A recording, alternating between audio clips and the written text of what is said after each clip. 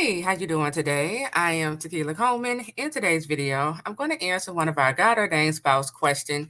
Now, this was a question she sent in personally to me to answer, but I wanted to record my response because I just had too much to say, for me to just email my response back. And I also like to make sure you all have understanding behind the advice I give you. Okay. Because when you understand a thing, then I'm able to walk in a level of wisdom. Okay. So I'm just going to read some of her question out of her email. Then we're going to jump into my response. So she was basically saying how she's struggling right now, desiring her God ordained spouse because of her relationship with the counterfeit. She says she's no longer attracted to her God ordained spouse because she had a sexual relationship with the counterfeit. The temptation is so hard because the counterfeit lives only 10 minutes away from her, and her spouse lives further away. She blocked the counterfeit. She blocked communication with the counterfeit, and she's having trouble not wanting to go back, even though it's sin and it's not what God wants for her.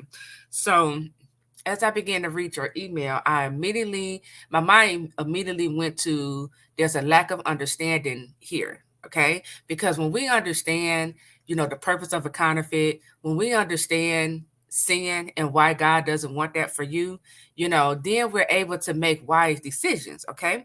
So in this video, I want to just bring understanding to the purpose of a counterfeit. I want to help you to understand sin and how not how, but what it does to your life. Okay. And I'm also going to talk about um giving yourself what you really need. Okay. And I'm gonna break this down when I get to that point. Okay. So let's start with number one, talking about the counterfeit. So first thing is first, you do have a unhealthy soul tie with this counterfeit. So this is why you still feel attached to this counterfeit. This is why the temptation seems so strong, because it's a cord, that's keeping the two of you attached to one another. So I do recommend that you break this soul tie. I know you stated that you block communication with the counterfeit. So that's one way how we break the soul tie. But the other way I want you to break it is by verbally coming out of agreement with this soul tie. Asking God, to break every tie, every connection, you form with this counterfeit in the realm of the spirit. Okay. And then after you break it verbally, then we began to just put things in place, in the physical, just like how you said, you blocking communication. Okay, now I need to go at least 90 to 6 months, right? Of no communication with this counterfeit. Now I got to get rid of all of the counterfeits, gifts, and whatever else they may have given me, right? So it's just a process you got to walk out. Now, let's talk about understanding the purpose of a counterfeit, because when you really understand the purpose of a counterfeit, I don't think anyone will ever entertain a counterfeit again. Okay. So even though I'm speaking to her in this video, I'm speaking to everyone who is entertaining a counterfeit.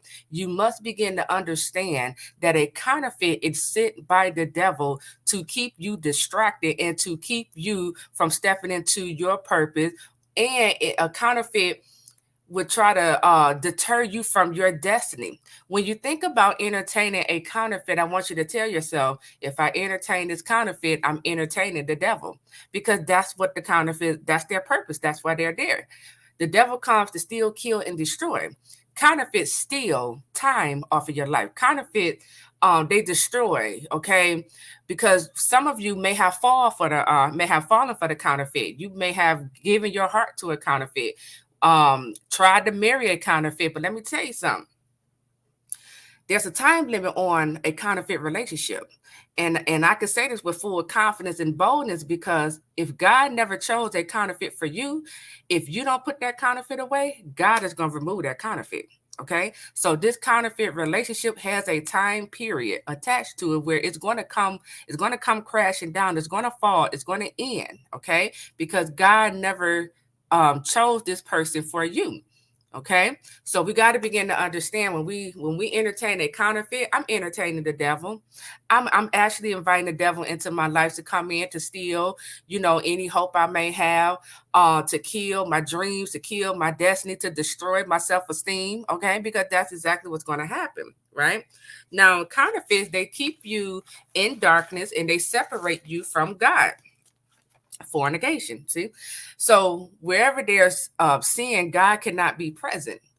So again, a counterfeit pulls you away from the Lord. Your God ordained spouse is the one who will push you towards God. Okay. Counterfeits, they will block your blessing. They create demonic delays in your life. They bring curses upon your life. The reason, the way how they bring curses upon your life, because like I said, they keep you in darkness. Some counterfeits, they teach you, witchcraft. They teach you how to operate in it. They and pushes you, put all that pressure on you to go ahead and fornicate with them. Curses is coming upon your life when you fall into these traps of the enemy. Okay. A counterfeit will steer you away from God's plan for your life. Okay. Counterfeits keep you going around in a circle. Okay. Some counterfeits, they will keep you in a situationship. They will never commit to you. But again, it goes back to, if God never chose this person for you, that relationship has a time limit and it's going to come down. Another thing, counterfeits, when you are in a relationship with a counterfeit, you must begin to understand what the two of you are building is built on sand. It's gonna come crashing down. See, when you with your God ordained spouse, you're building on a rock. Whatever comes up against this rock is going to stand the test of time. But when you're trying to build something with a counterfeit, you're building on sand. And with one blow, it's going to come all crashing down. It's falling down. Okay.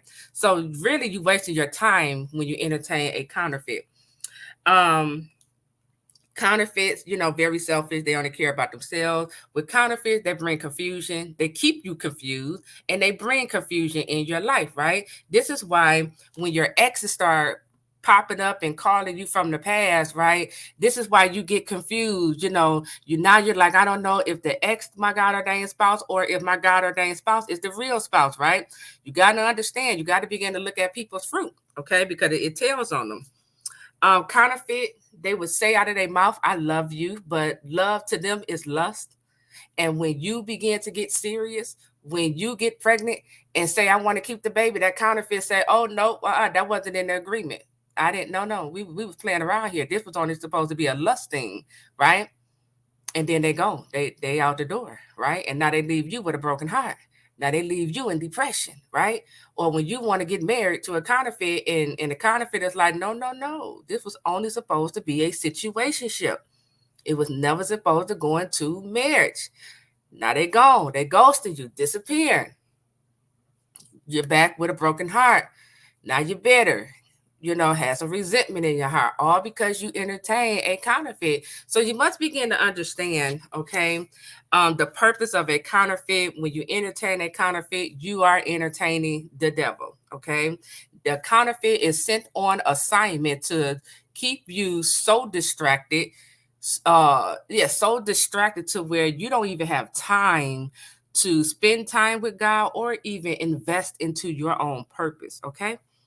Now, number two, let's talk about sin, because I hear a lot of people saying how I know God don't want me to, fornicate or don't want me to fall into sin. But do you understand why? Let's talk about why God doesn't want you to, participate in sin. So Romans chapter 6, verse 23, it say the wages of sin is death. The wages of sin is death. So, whenever we participate in sin, whenever we open the door to sin, our payment is death. Now, for some of you, you don't die physically, you're still living. But something in this counterfeit relationship, so when you fornicate with a counterfeit, something in this counterfeit relationship is going to die. Have you ever fornicated with a counterfeit only for them to pull away from you, only for them to get distant? Only for them to ghost you and then reappear a month or two later? You see what's dying in this counterfeit relationship? Have you ever, you know, fornicated with your counterfeit only for them to be up and down in their emotions or their feelings about you. One minute they love you, the next minute they can't stand you. You know, this is your payment. And I'll go a little deeper. Since the wages of sin is death, when we fornicate, we are now sinning against our own body. So something in our body is about to die, right? So we wonder why our body is now being attacked with sickness and disease. You know, we're dealing with high blood pressure, high cholesterol, heart disease, cancer, right? We wonder why we got the tumors and the cysts and the fibroids going on in our body. Could it be because as a result of us fornicating, participating in sin, we have cursed our own body, and this cancer now just planted itself in our body. This high blood pressure just planted itself in our body, and its goal is to end your life. You got to look at it this way. So when we fornicate, we sinning against our own body. So God tell us to flee from fornication. Now, when you talk about, because you were saying the temptation is so strong. So to overcome this temptation, I got to stop feeding it. I can't continue to have sex with this person, believing and thinking, okay, one day God is going to free me or deliver me from this. No, because what I continue to feed is going to continue to grow and grow. It's going to become a stronghold to where now it's holding you so strong to where you feel like I don't even know if I can even get delivered from this. So I got to starve it. I got to practice self-discipline and self-control. I have to tell this counterfeit, we're done. We're done. Right? So you want to flee from it, stop feeding your flesh, okay? And also go on a fast. Because when you fast, fasting kills the flesh, but it also builds your spirit man. So you want to go on a fast, okay? So because you want to kill this flesh, okay? The flesh is stronger than your spirit, so you want to get your spirit stronger than the flesh, okay? So your flesh is telling you, okay, we about to go do this, we about to go ahead and meet this need, you know. No, because every time I give in to this temptation or this feeling, you know, it's keeping me in sin. I know it feel good, but it's no good for me. That's the reality. You know, we gotta realize it feel good. This person know how to touch me. This person, you know, they know all my right spots. But it's no good for me because each time I give in to this counterfeit, it's killing me. It's bringing curses upon my life. It's separating me from my God. Now my life is it's in, you know, hardship and struggle. Now my blessings stop. I can't hear God now because God moved away from me because of this sin. See, we don't connect the dots. You know, I get a lot of emails from people saying, I don't hear God anymore. Well, you got to begin to look at your life and see where, if there's any unrepentant sin going on. Now, the last thing I want to talk about is number 3. Because here's the thing. Sometimes when we feel like we want to go back to the counterfeit and have sex with them, right? That's a feeling, right? But I want you, well, the next time you feel this way, I want you to say stop. And I want you to really ask yourself, okay, go deeper. What is this feeling trying to communicate to me? Because sometimes you can go have sex with someone because you had a hectic, frustrating week. You were just stressed out all week and you're like, I just need to relieve some stress, right? And so in our mind tells us go ahead and have sex. Well, really, maybe you should have went to the gym and or go sign up for a kickboxing class and go hit that bag a couple of times, you know, to relieve that stress, or go to boxing class, you know. Sometimes when we are feeling lonely, you know, maybe you're not around any family or friends right now, and God has you all to himself. And so because I'm not around you know, my family and friends, I'm lonely, you know, I would like to talk to someone. And now this feeling is coming back up. We interpret this feeling as, okay, let's go have sex. Let me call up my, you know, my partner and let's go have sex. When really you might just be looking for a companionship. You might just want some conversation with someone because you've been in isolation all this time, right? See, sometimes when you get that feeling, it don't necessarily mean sex. That feeling is trying to communicate to you what your body is missing. In women, we have what I call an affection need. Men, they need respect. Women need affection. Okay. And so you have to know how your affection need shows up in you. Does it show up in feelings of loneliness? Does it show up when you are feeling unlovable? Does it show up when you're very stressed out? When you're lacking attention, you just want some attention, or you want to be up under some masculine energy. How does it shows up in you? Because when you begin to understand, I don't really want to have sex, because think about it. After you have sex with the counterfeit, a couple of days later, you're back feeling the same way. So sex isn't meeting your need. It's something else going on here. And this is why I'm bringing this to your attention. Okay, because the devil will have you focus all on sex. Keep meeting this need with sex. No, that's not what that need is trying to tell you. It's trying to tell you maybe you need to get in purpose. It's trying to tell you maybe it's time to just, practice self-love and love on yourself, during this season. Get to know yourself, get to know your body inside and out, so that you know how to meet your need. If your love language is quality time, maybe it's telling you get around a group of people who has your best interest at heart, and connect with them, so that now you're getting this need met. We got to figure out, how do I get this need met in healthier ways? Not in ways that bring curses upon my life, but in healthier ways. Okay. So I want you to think about some of the things I was saying in this video, and just understand the counterfeit may feel good to you, but it's no good for you. What's good for you is what God, has for you. Okay.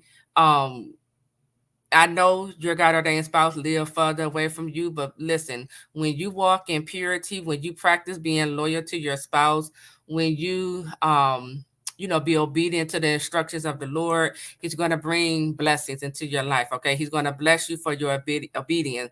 He's going to send you a spouse who's going to be loyal back to you. Okay. It's going to be worth the wait. Okay. So just listen to this video, keep listening to it till you get the understanding, and just flee from the fornication, because it's not serving you. It's keeping your life bound, and it's also creating demonic delays in this God ordained love story. You got to understand, the wages of sin is death. Okay. And God's not going to release your spouse into your life if you still connected to a counterfeit. It's the same way how God won't release you into your God ordained spouse's life if he is still connected to a counterfeit. So you got to ask yourself, how bad do I want what God wants for me? How bad do I want it? Got to really ask yourself that and go there with yourself. So that is it. I am Tequila Coma. Let me know your thoughts and takeaways down in the comment section below. Make sure you like this video, subscribe to the channel, and I'll talk to you all real soon. Take care.